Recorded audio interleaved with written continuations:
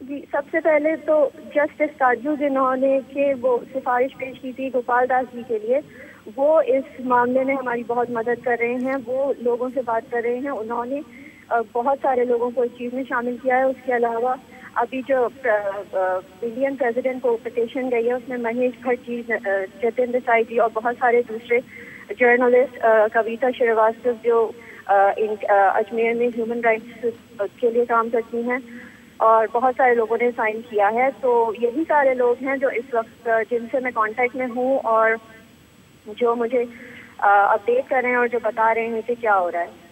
जी रूबिका, हम ये तस्वीरें देख रहे हैं, दर्शक भी लगातार देख रहे होंगे, एक बुजुर्ग जो तस्वीरें बयां कर रही हैं कि किस अवस्था में हैं, कैसे चल फिर नहीं सकते। मेरे ख्याल से दोनों देशों के बीच जो रिश्ता है, उस रिश्तों पर जमी बर्फ तभी पिघलेगी जब दोनों देशों की सरकारें थोड़ा मानवीय आधार पर फैसले करें। जिस ढंग से पाकिस्तान सरकार ने किया, हमारे यहाँ सुप्रीम कोर्ट के जजेज ने उनसे अपील की और अपील में कहा भी कि हमारा कॉन्स्टिट्यूशनल राइट नहीं, हमारे दायरे से बाहर है, लेकिन फिर भी हम अपील कर सकते हैं कि आप उनको रिहा करें। मार्कंडे काटजू जो जस्टिस हैं, ज्ञानसुधा मिश्रा, उन्होंने किया और पाकिस्तान सरकार ने एक तरह से जवाब दिया और उसको रिहा किया। अब वक्त आता है भारत सरकार का कि भारत सरकार, राष्ट्रपति, राज्यपाल कैसे इस मामले को लेते हैं और क्या इनकी रिहाई का रास्ता बुलंद होता है। वाकई, और यही वजह है कि हम इस मुहिम में जुटे हैं। न्यूज़ 24 की मुहिम है कि डॉक्टर चिश्ती की रिहाई की जो राह है वो साफ हो सके, वो बुलंद हो सके, और इस मसले में अलग अलग बुद्धिजीवी को हम हमारे साथ जोड़ने की कोशिश कर रहे हैं। फिलहाल महेश भट्ट फिल्मकार हमारे साथ जुड़ गए हैं फोन लाइन पर।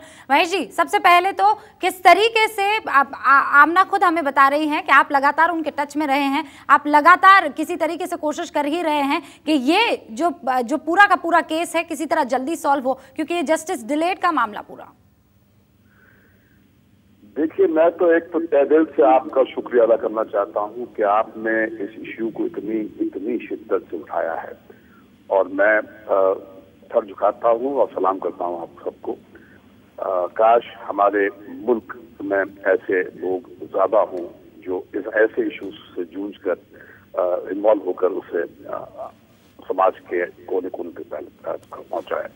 देखिए, ये गांधी, बुद्ध और नानक का मुल्क है। इसमें करुणा, मर्सी की बहुत ज्यादा अहमियत है। अब ये जो दृश्य आपने दिखाए, उस जो सिपाही, वो जो पुलिस के जो अधिकारी जिस किस्म से, जिस अंदाज से चिश्ती साहब को उठा के ले जा रहे, जिस तरह बच्चे को उठा के लिया था, उनका प्यार, उनकी इंसानियत उनके रोम रोम से नजर आती है। मगर आखिरकार भारत का नागरिक सब कुछ चाह कर भी कुछ कर नहीं पाएगा। जो सारे जो लीवर्स ऑफ पावर जो है, हमने किसी और के हाथ में दे रखे हैं।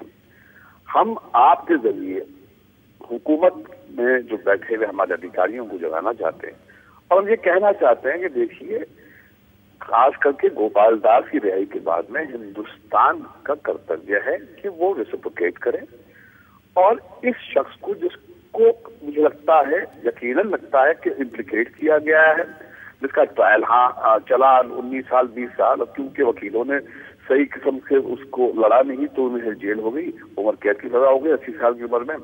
हार्ट पेशेंट है, उनकी हड्डी टूटी हुई है।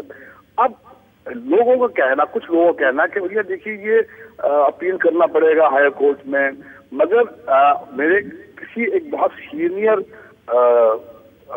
लॉ को जो समझते हैं, उन्होंने एक बात हमें सुबह समझाई कि 1961 में Nanavati versus state of Mumbai के एक केस में कॉन्स्टिट्यूशन बेंच ने कहा कि अगर गवर्नर और प्रधानमंत्री चाहे तो वो ऐसे मामलों में इंटरवीन करके रिहाई का रास्ता उनको रिहा कर सकते हैं। तो मेरी इल्तिजा यही है कि ब्यूरोक्रेटिक डिलेज में हम ना फंसे।